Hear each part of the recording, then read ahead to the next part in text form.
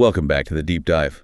Today, we are opening a file on a medical cold case that has really frustrated scientists for about 40 years. It absolutely has. It involves a suspect that 95% of us have in our bodies right now and a genetic accomplice that millions of us carry. It really is the ultimate whodunit. We are talking about multiple sclerosis, or MS. Right. And for decades, we've had this equation that just wouldn't balance. We know the virus, Epstein-Barr virus, is the trigger. If you don't have EBV, you effectively don't get MS. And we know the gene, HLA-DR15, is the loaded gun. Exactly. But the math never, ever added up. Because almost everyone has the virus and plenty of healthy people have the gene, yet only about 1 in 1,000 people actually develop the disease. So the question has always been, what is a mechanical handshake? How do these two specifically conspire to break the immune system? That is exactly why today is so significant. We are doing a sentence-by-sentence breakdown of a groundbreaking paper published in Cell just this week, January 2026, by Wang and colleagues. And this isn't just another correlation. No, not at all. They claim to have found the mechanism, the actual molecular handshake. They found how the virus hacks the cell's waste disposal system. That's it. It creates an invisible enemy that your body was never, ever trained to fight. Okay, let's unpack this properly. We have a lot of ground to cover, and we're going to get into the molecular weeds, the transcriptomes, the peptides, the specific amino acid cuts. Let's start with the cast of characters. Sounds good. Character 1, the virus. Epstein-Barr virus, or EBV. It's a herpes virus. Most of us get it as a kid or a teenager. Maybe you had mono in college. Right. And once you get it, it never leaves. It goes dormant, or what we call latent, inside your B cells. And B cells are our immune system's antibody factories. Exactly. Now, usually the virus is pretty quiet, but in this study, the researchers needed to see what the virus does when it's, driving the car. So they used a model called EBV-transformed B cells. Okay. This mimics the state where the virus is active, specifically what's called the latency 3 program. So why not just look at B cells from patients? Why go to the lab? Because finding an infected B cell in a real person is like finding a needle in a haystack. I mean, we're talking 2 to 10 cells per million. Wow. You just can't run a deep analysis on that. So they infected cells in the lab to really amplify the signal. Got it. Okay, so character 2 is the gene, HLA-DR15. I always think of this like a waiter. That's a perfect analogy. That's the best way to visualize it. Yeah. HLA molecules sit on the surface of your cells. They're like display windows, or waiters holding up trays. Right. Their job is to hold up little fragments of proteins called peptides so the T cells can inspect them. The cell is basically saying, hey, T cell, here's what I'm cooking inside. Is this safe? And HLA-DR15 is a very specific type of tray. A very specific type. And it comes in 2 versions, DR2A and DR2B. The whole core of this study was answering one question.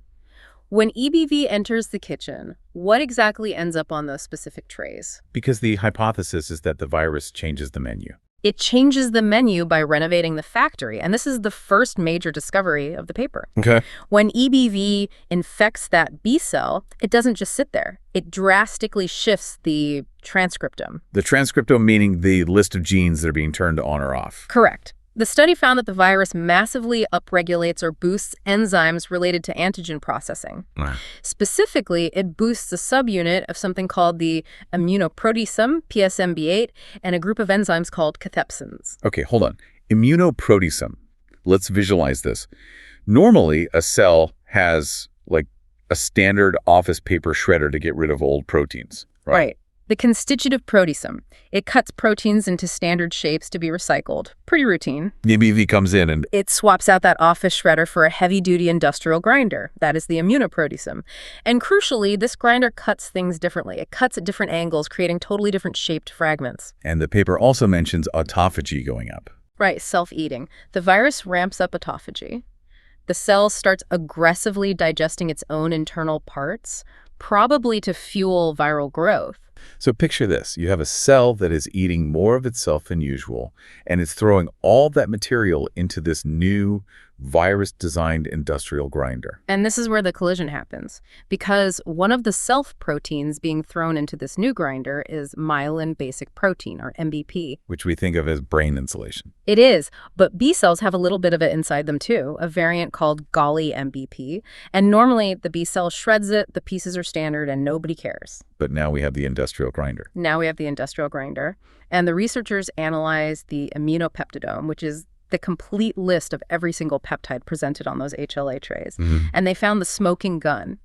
In the infected cells, they found 4 specific peptides from MBP that were never seen in healthy uninfected B cells. Never. Never. The most critical ones are MBP 7890 and MBP 8390. Okay, so just to be crystal clear for everyone listening, if you have the gene, HLA-DR15, but no virus, do you make these toxic peptides? No. You have the tray, but you don't have the grinder to make that specific appetizer. And if you have the virus but not the gene? You make the peptides because you have the grinder, but you don't have the right tray to hold them up for the immune system to see. So they just get recycled? They just fall off and get recycled. You need the combination. The grinder creates the specific shape, and the tray displays it. And they know how? They do. The study shows that the enzyme PSMB8 specifically cuts the MBP protein right after 2 phenylalanine residues at positions 89 and 90. It's like a surgical cut. Without the virus boosting that enzyme, that specific cut just never happened. That is a massive aha moment. It explains why the gene alone isn't enough. Okay, we're about 5 minutes in. Let's do a quick recap to lock this in. Good idea. So the mechanism so far, let's break it down. Okay. Point 1, EBV infects B cells and basically hacks the factory settings. Point 2, it installs a new industrial grinder, that's the immunoproteasome PSMB8, and it ramps up self-eating autophagy. Okay. Point 3, this new grinder chews up the cell's own myelin basic protein in a very specific way. And point 4, this creates unique toxic peptides, the ones ending at amino acid 90, that are then displayed on the HLA-DR15 tray. Uninfected cells simply do not do this. So now we have a B cell floating around in the blood, holding up a little sign that says attack myelin.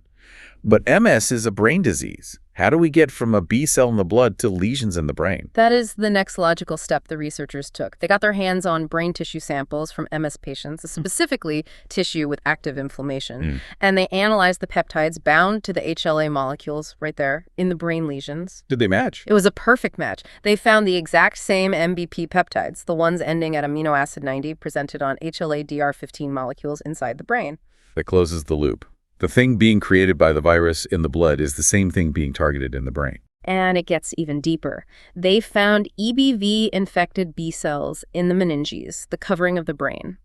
These cells were expressing viral proteins like EBNA2 and LMP1. So the virus isn't just starting the fire in the blood. It might be driving this presentation locally, right at the scene of the crime. That's a suggestion. The B cells are like Trojan horses. They smuggle the virus into the brain, the virus ramps up the grinder, they present these peptides, and then... Then who answers the call? The T cell. The T cells, specifically memory CD4 plus T cells.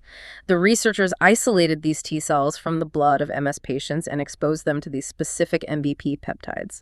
What happened? They went wild. They started multiplying and they released IFN gamma. Which is a pro-inflammatory cytokine, a chemical war cry. A total war cry. They recognized these peptides as a clear and present danger. And when they tested healthy people, even those with the gene... Silence. Nothing. Their T cells didn't react. They also checked the spinal fluid, didn't they? The CSF. They did. And they found these same aggressive T cells floating in the cerebrospinal fluid of the MS patients. So you have the lock, the HLA-DR15, holding the peptide in the brain, and the key, the T cell, right there waiting to turn it. And when that door opens, inflammation, demyelination, MSS. But this raises a huge, huge question for me. And I think this is the part that always confuses people about autoimmune disease. I thought we had a system to prevent this. We do. Isn't the thymus supposed to be the police academy that weeds out the bad cops? You're talking about central tolerance? Right. If a young T cell recognizes a self-protein like myelin, it's supposed to be killed, deleted. So why are these anti-MBP T cells still alive? Why weren't they fired before they even graduated? This is, for me, the most elegant part of the paper. It solves the thymus paradox. You are absolutely right. The thymus has MBP. It shows MBP to the trainees. So they should have been caught. But, and this is the absolute key, the thymus does not have an active EBV infection driving that industrial grinder. Oh. Oh, I think I see where this is going. The thymus processes MBP using its standard machinery. Its normal paper shredder, it chops it up into standard, safe shapes. It never creates the specific peptide shape ending at amino acid 90. So the T cells that just so happen to recognize that specific virus-cut shape, they pass the test. They pass because the test didn't include that question. To the thymus, those T cells look harmless because the thing they attack effectively doesn't exist in a healthy body. It only comes into existence later. Years later, when you get infected with EBV and it hacks your B cells. That is the invisible man mechanism. The target is invisible during training. It only appears when the virus arrives. Exactly. It connects the genetics, the thymus environment, with the environment, the virus. It explains the adult onset nature of the disease.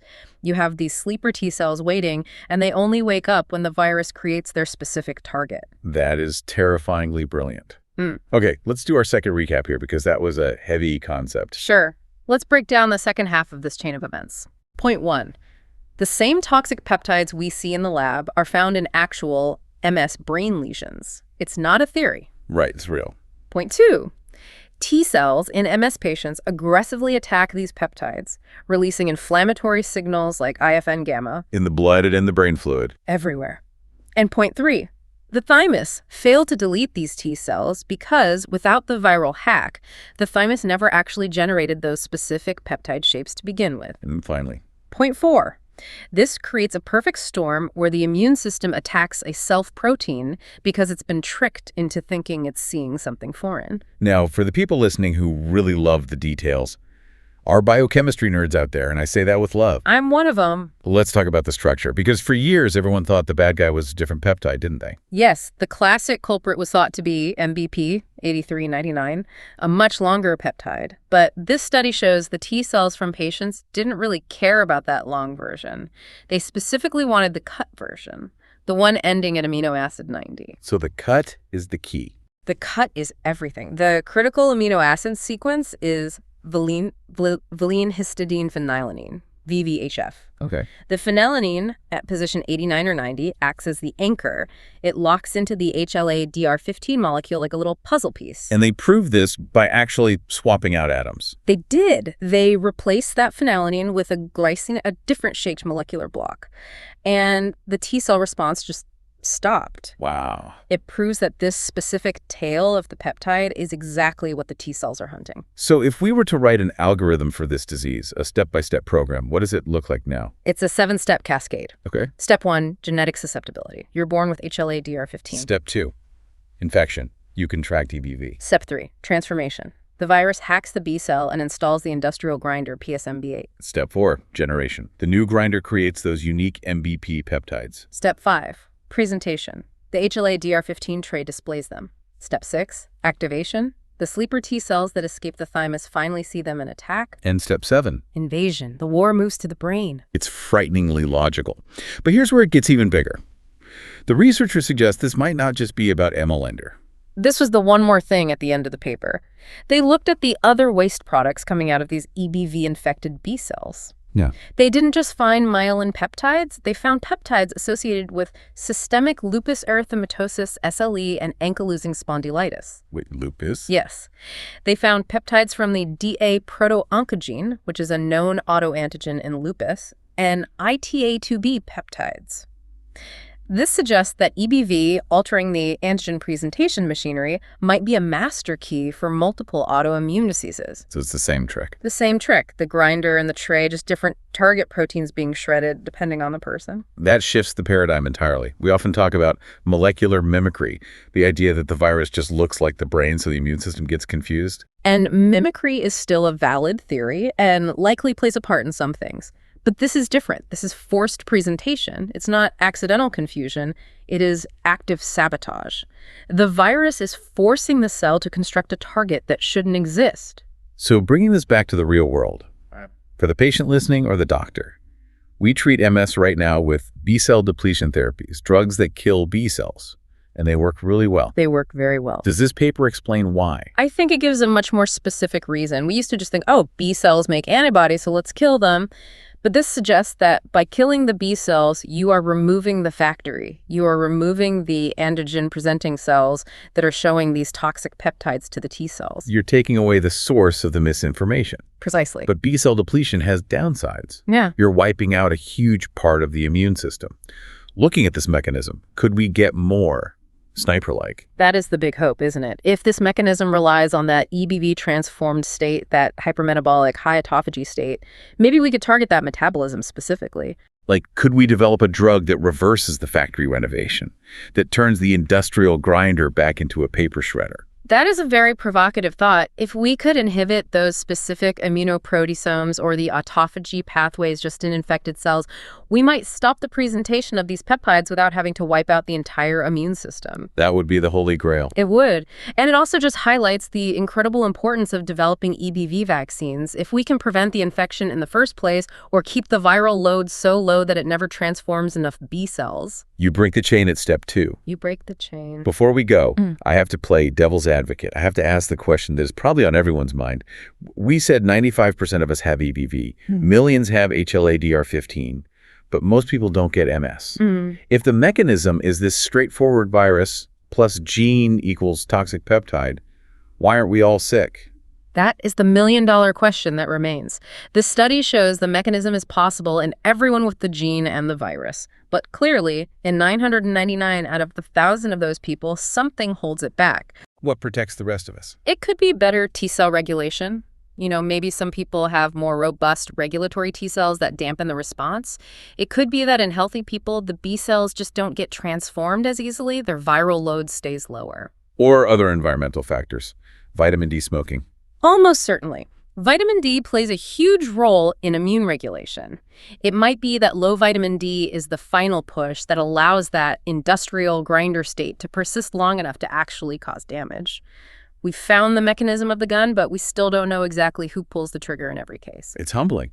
We can map the atoms, swap the residues, and still have a profound mystery at the end. But knowing the mechanism is the first step to stopping it. This paper puts the crosshairs directly on the interaction between EBV and our own cellular machinery. It gives us a brand new target. Absolutely. So, listener, here's a question for you to chew on. If this mechanism is true, that the virus creates a specific shape that triggers the disease, could we create a decoy molecule to block it? A fake key that jams the lock before the T cell even gets there? That is exactly the kind of thinking this paper should inspire. Well, this has been a true deep dive. From a virus hiding your childhood tonsils, to a genetic tray holding a toxic appetizer, to a case of mistaken identity in the brain. Just remember to keep your B cells calm and your T cells educated. I love that. Thanks for joining us on this journey into the molecular weeds. We'll see you in the next deep dive.